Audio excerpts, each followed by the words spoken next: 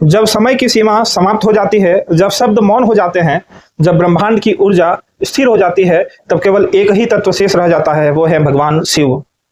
वो जिन्हें न आदि कहा जा सकता है न अंत, वो जो योग में लीन है फिर भी युद्ध में अग्रणी हैं। आज हम जानेंगे भगवान शिव की 5 ऐसी अद्भुत बातें जो उन्हें सबसे अलग बनाती हैं। पहली बात, संहारक और सृष्टिकर्ता दोनों एक साथ।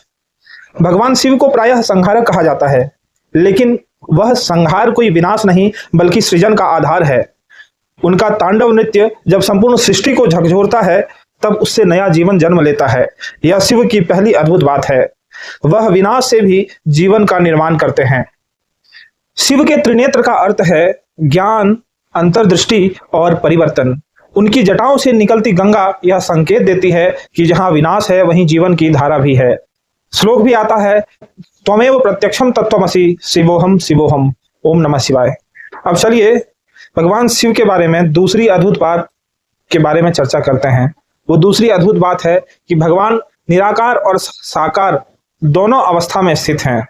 अब ये कैसे हैं, चलिए जानते हैं।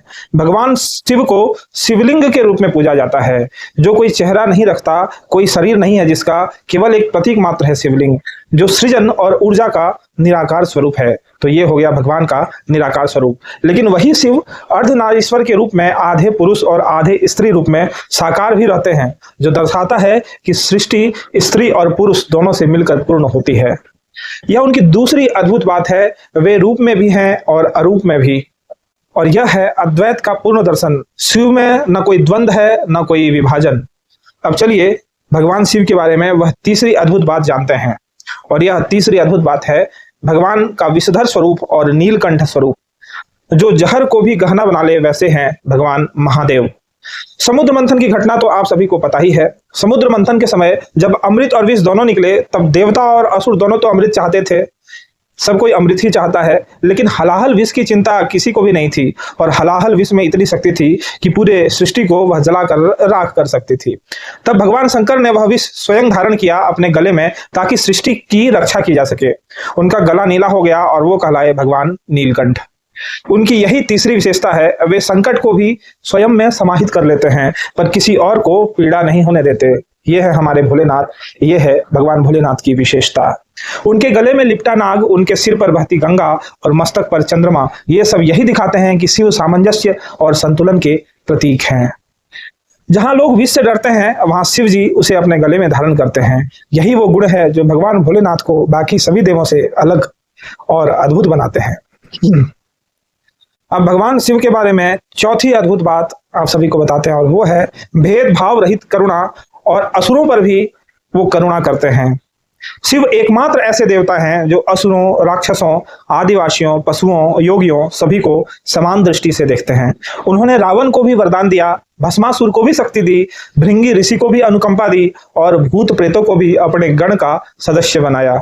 शिव की दुनिया में न कोई ऊंच है, न कोई नीच, न कोई योग्य है, न कोई अयोग्य। बस भक्ति चाहिए, मन में श्रद्धा चाहिए, तो आप शिव के हैं। यही उनकी चौथी विशेषता है।